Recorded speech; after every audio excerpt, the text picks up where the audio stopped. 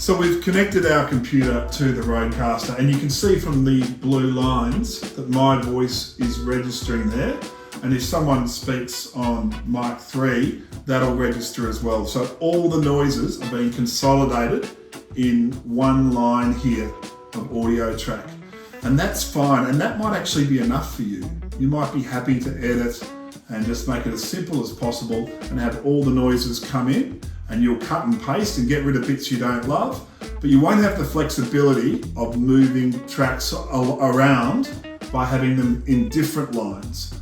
If you want that flexibility, then you need to adjust your Audacity settings so that every microphone has its own line. And we're going to show you how to do that now. So here's your fancy adjustments on Audacity so that you get lots of tracks coming in for each of the voices. First of all, window 1, see these ones underneath, there's these sort of 4 option windows. And the first one will come in as MME when you download the app. We're going to change that to Wasapi, Windows Wasapi.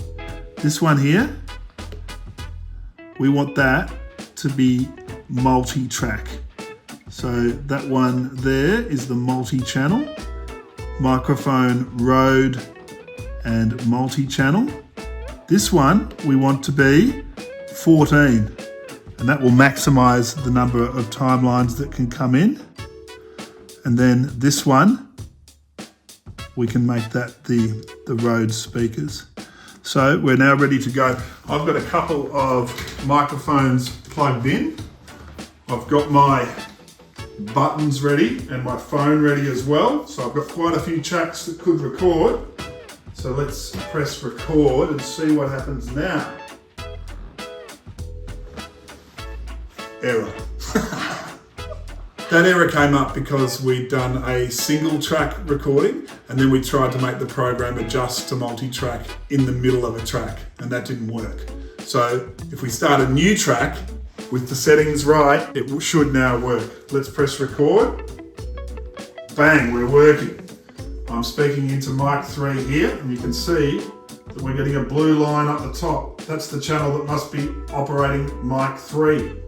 Now I'm speaking into mic 4, and we might start to see a stronger blue line coming up on one of these other channels because mic 4 is turned up. And so the different channels. What if we play one of our buttons? Let's press that, and look, it's coming on in down here on one of these tracks here.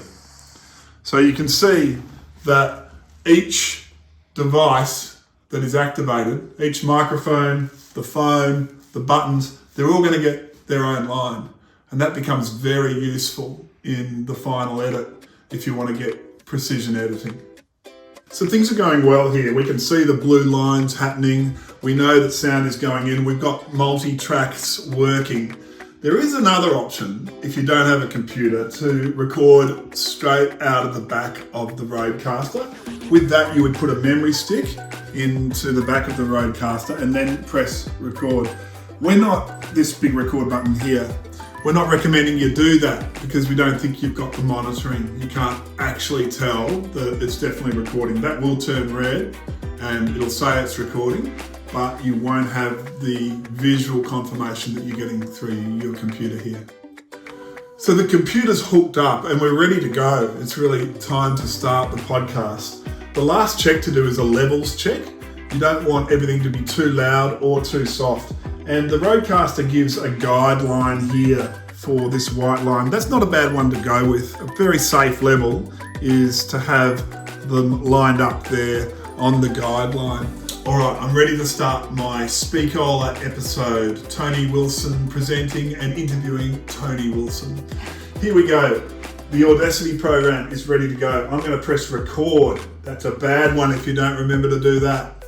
So it's moving along and it looks to be registering sound. I'm happy.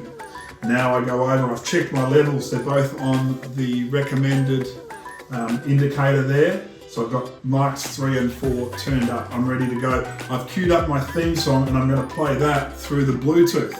So here we go, I'm ready to go.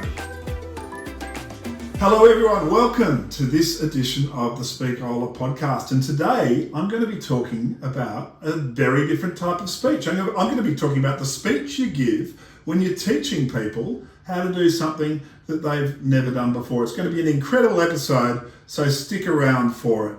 Speakola, presented. We shall fight on the beaches, we shall fight on the landing grounds, we shall fight in the fields. If you lay down with dogs, you get fleas. Fraud, sham, and hypocrisy. Change within the system. The hollow man of anger and bitterness. All must be left to a If I want, I can mute these microphones so that if someone's coughing or making too much noise, I can turn them off. But let's get them back on, because I'm about to do the big interview. I've got to turn off my theme.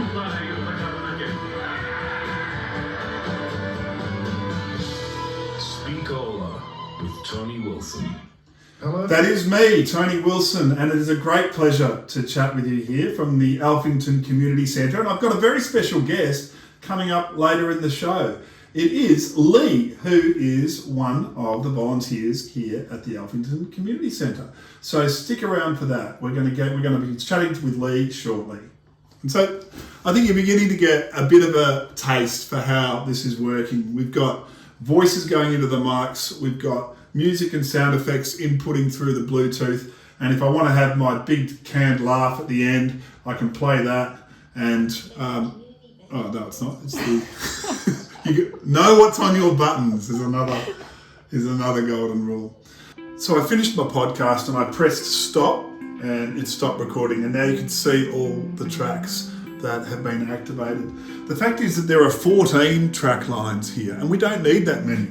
Some of those track lines are for buttons that we never pushed and so forth. So what we really need is our microphone track lines and the phone input track line and the ones that we use. And you'll know the ones you've used because there'll be blue sound coming into them. For all these ones that are flatlining, you didn't use them. So you can actually delete those. There's an X in the corner, and as you press those X's, they will say, do you want to delete the track? And we do want to delete the tracks of the ones that we didn't use. And that'll just make it much less unwieldy, because to have tracks there that you haven't used is it means everything's much smaller. So we can expand it more, just seeing the tracks that we used. Let's delete that one, we didn't use it. And we'll delete that one, we didn't use it. So these were our main tracks that we used. Of course, what if you've just deleted the voice track, the most important track in the podcast? Well, you can do undo. So undo is your friend. Let's get some of these tracks back that we just deleted. There you are, they're arriving back. So you've got your tracks, they've come in. You had 14 of them and then you deleted a few that you didn't need. Well, all importantly, time to save. Left hand, file, save project, save project. And if you can do save as if you want to rename it. But make sure you save it.